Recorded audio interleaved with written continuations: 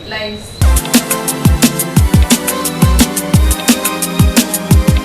ಕುಶಾಲನಗರ ಪಟ್ಟಣದ ಎಪಿಸಿಎಂಎಸ್ ಸಭಾಂಗಣದಲ್ಲಿ ಸೋಮವಾರಪೇಟೆ ತಾಲೂಕು ಹಾಗೂ ಕುಶಾಲನಗರ ತಾಲೂಕು ಟಾಸ್ಕ್ ಫೋರ್ಸ್ ಸಭೆ ನಡೆಯಿತು. ಎಲ್ಲ ಪ್ರಗತಿಪರ ಸಂಘಟನೆಗಳ ಹೋರಾಟದ ಫಲವಾಗಿ ಪಾವಗಡ ತಾಲೂಕಿಗೆ ಶುದ್ಧ ಕುಡಿಯುವ ನೀರು ಒದಗಿಸಿರುವುದು ಸಂತಸದ ವಿಷಯವಾಗಿದೆ. ಮಡಿಕೇರಿ ಕ್ಷೇತ್ರದ ಮಾಜಿ ಸಚಿವರಾದ ಎಂಪಿ ಅಪ್ಪಚ್ಚುರಂಜನವರ ಹುಟ್ಟುಹಬ್ಬದ ಅಂಗವಾಗಿ ಸಮುದಾಯ ಆರೋಗ್ಯ ಕೇಂದ್ರದ ಒಳರೋಗಿಗಳಿಗೆ ಹಣ್ಣು ಹಂಪಲು ವಿತರಿಸಿದರು.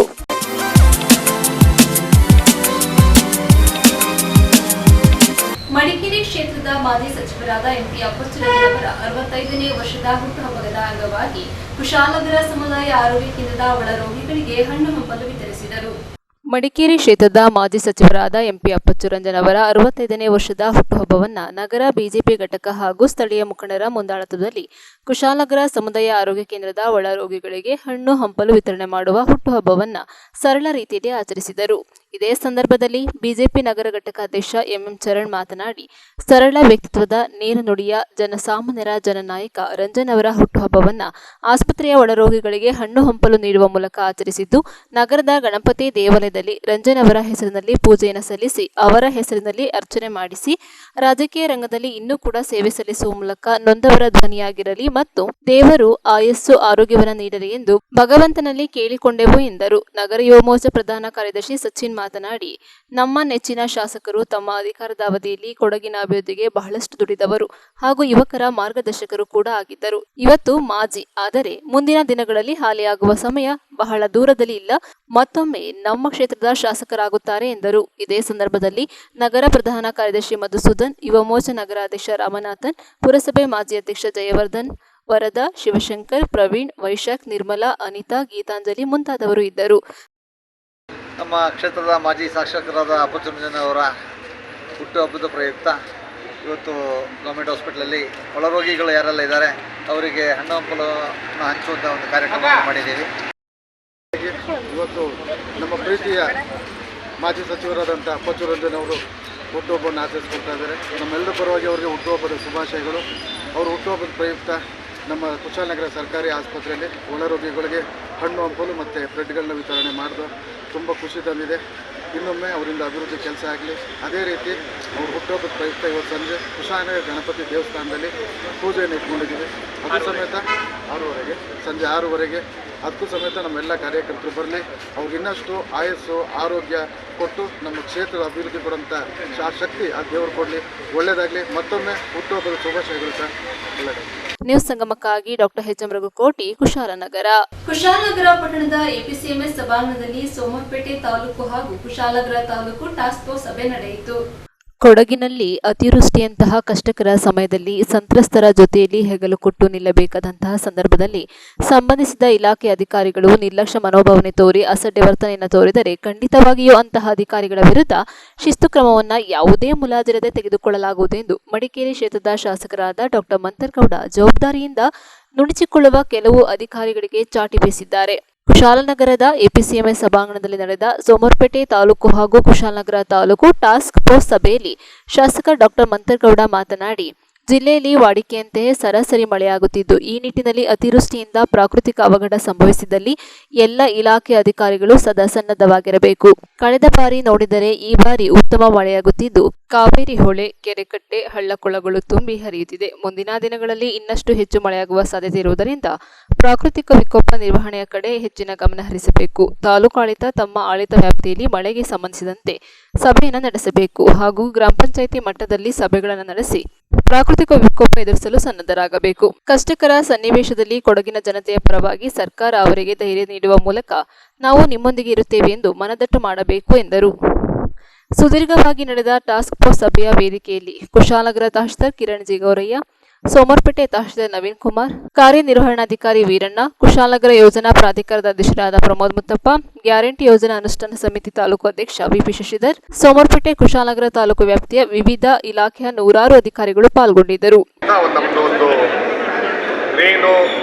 ರೈನ್ ಡ್ಯಾಮೇಜ್ ರಿಲೇಟೆಡ್ ಈ ಥರದಲ್ಲಿ ಹಲವಾರು ವಿಚಾರ ನಮ್ಮ ಸೋಮವಾರಪೇಟೆ ತಾಲೂಕು ಹಾಗೂ ಕುಶಾಲನಗರ ತಾಲೂಕಲ್ಲಿ ನಾವು ಹೆಂಗೆ ಡಿವೈಡ್ ಮಾಡೋದು ಅಂತಂದರೆ, ಪ್ರತಿ ಪಂಚಾಯತಿ PD ಅವ್ರ ಮುಖಾಂತರ ಪ್ಲಸ್ ಅಧಿಕಾರಿಗಳ ಮುಖಾಂತರ ಕೂತ್ಕೊಂಡು ಅವ್ರ ಹತ್ರ ಚರ್ಚೆ ಮಾಡಿ ಕಳೆದ KDP ಮೀಟಿಂಗಲ್ಲಿ, ಕಳೆದ ಟಾಸ್ಕ್ ಫೋರ್ಸ್ ಮೀಟಿಂಗಲ್ಲಿ ಏನೇನಾಯಿತು, ಯಾವ ರೀತಿಲಿ ಕ್ರಮ ತೊಗೊಂಡವ್ರೆ, ಯಾವ ರೀತಿಲಿ ರೇನಿಗೆ ಅಂದರೆ ಮಳೆ ಹಾನಿಗೆ, ಮಳೆ ಪ್ರವಾಸಕ್ಕೆ ಆ ಥರದ ಏನಾದರೂ ಸಮಸ್ಯೆ ಇದ್ದಾಗ ನಮ್ಮ ಡಿಪಾರ್ಟ್ಮೆಂಟ್ ಅವರು, ನಮ್ಮ ಇಲಾಖೆಗಳು, ವಿವಿಧ ಇಲಾಖೆಗಳು ಪ್ರಿಪೇರ್ಡ್ನೆಸ್ ಏನು ಮಾಡ್ಕೊಂಡವ್ರೆ ಅಂತ ನಾವು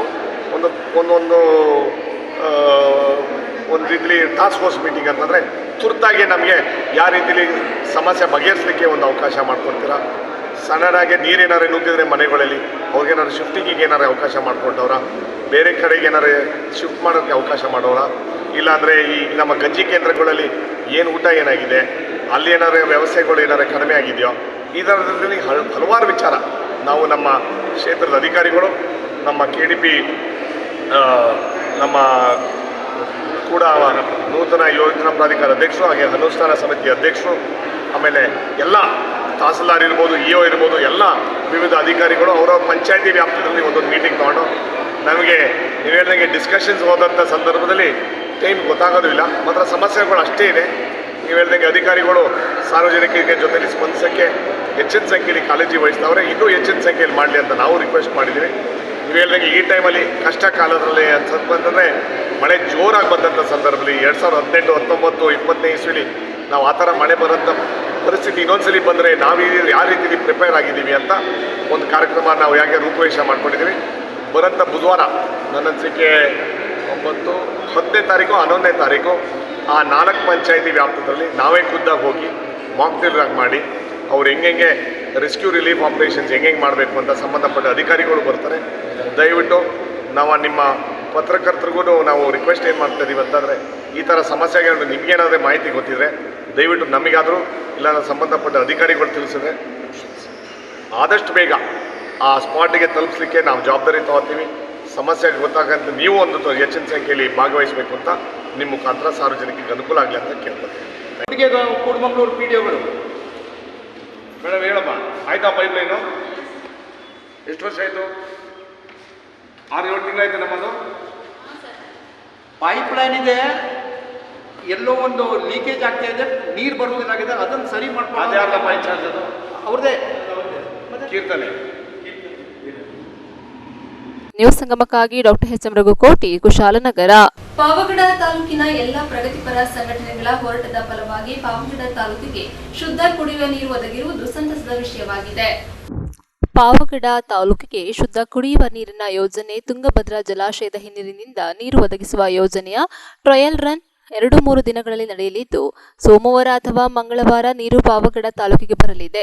ಇನ್ನು 2017ರ ಆಗಸ್ಟ್ರಲ್ಲಿ ತಾಲೂಕಿನ ಹಲವು ರೈತ ಸಂಘಗಳು, ಸಂಘ ಸಂಸ್ಥೆಗಳು ಕುಡಿಯುವ ನೀರಿಗಾಗಿ 33 ದಿನಗಳ ಕಾಲ ಪಟ್ಟಣದ ತಹಶೀಲ್ದಾರ್ ಕಚೇರಿ ಮುಂಭಾಗ ಪ್ರತಿಭಟನೆ ಹಾಗೂ ಧರಣಿಯನ್ನು ಹಮ್ಮಿಕೊಂಡಿದ್ದರು.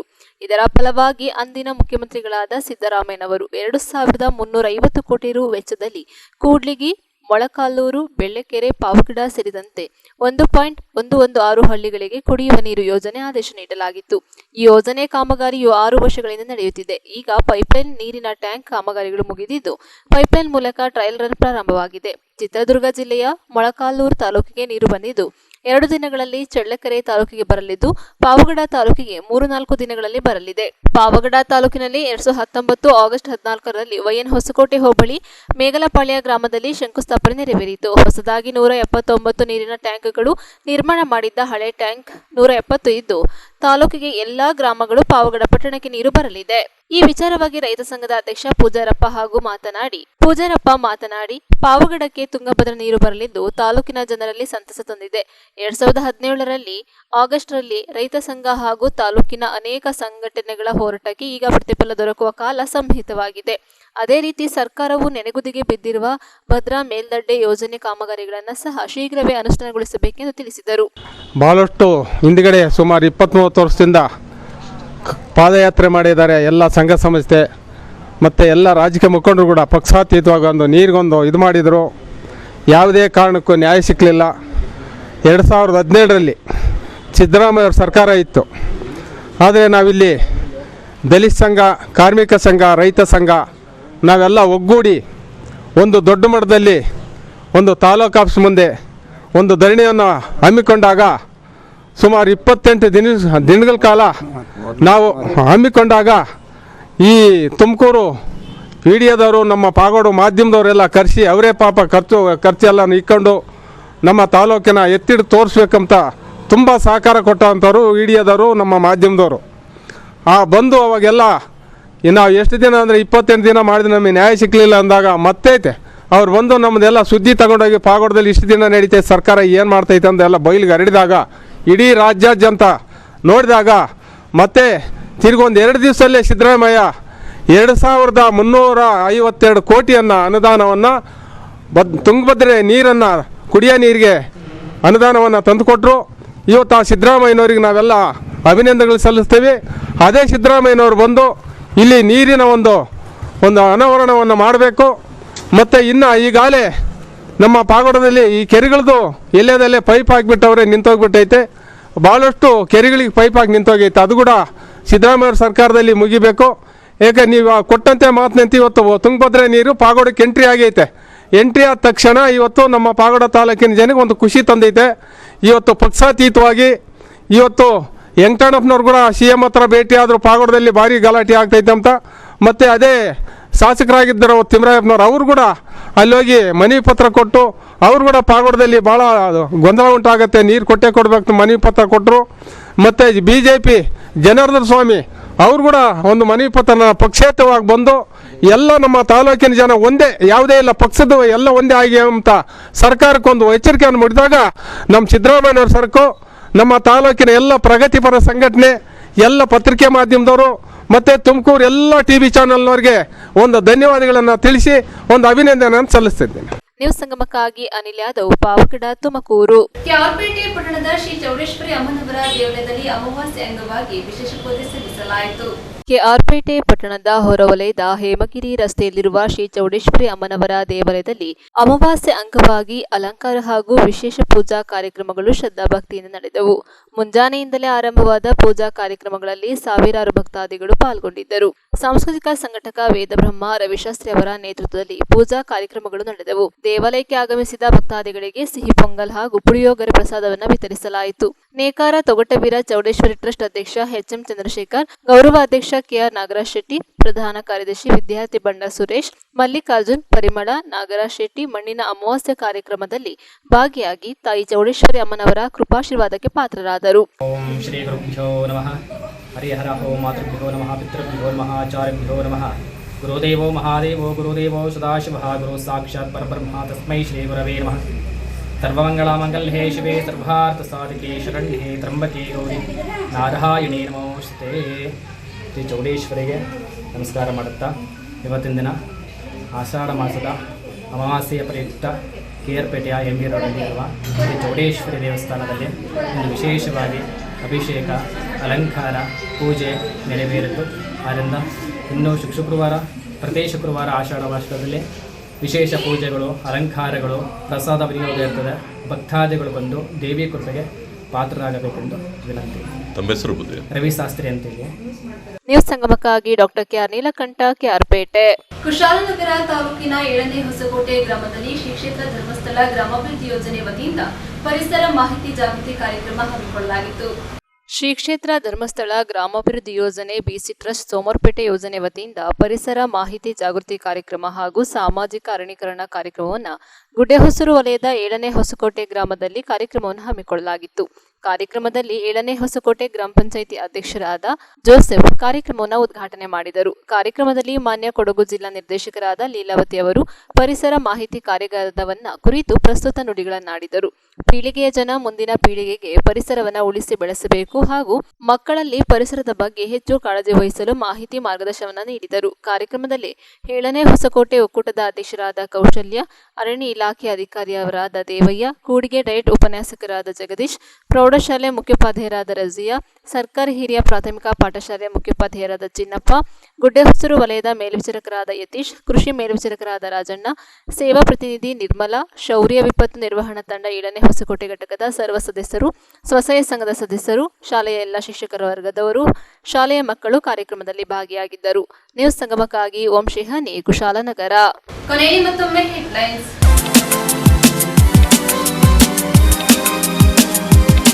ಕುಶಾಲನಗರ ಪಟ್ಟಣದ APCMS ಸಭಾಂಗಣದಲ್ಲಿ ಸೋಮರ್ಪೇಟೆ ತಾಲೂಕು ಹಾಗೂ ಕುಶಾಲನಗರ ತಾಲೂಕು ಟಾಸ್ಕ್ ಫೋರ್ಸ್ ಸಭೆ ನಡೆಯಿತು. ಎಲ್ಲ ಪ್ರಗತಿಪರ ಸಂಘಟನೆಗಳ ಹೋರಾಟದ ಫಲವಾಗಿ ಪಾವಗಡ ತಾಲೂಕಿಗೆ ಶುದ್ಧ ಕುಡಿಯುವ ನೀರು ಒದಗಿಸಿರುವುದು ಸಂತಸದ ವಿಷಯವಾಗಿದೆ. ಮಡಿಕೇರಿ ಕ್ಷೇತ್ರದ ಮಾಜಿ ಸಚಿವರಾದ ಎಂಪಿ ಅಪ್ಪಚ್ಚುರಂಜನವರ ಹುಟ್ಟುಹಬ್ಬದ ಅಂಗವಾಗಿ ಸಮುದಾಯ ಆರೋಗ್ಯ ಕೇಂದ್ರದ ಒಳರೋಗಿಗಳಿಗೆ ಹಣ್ಣು ಹಂಪಲು ವಿತರಿಸಿದರು.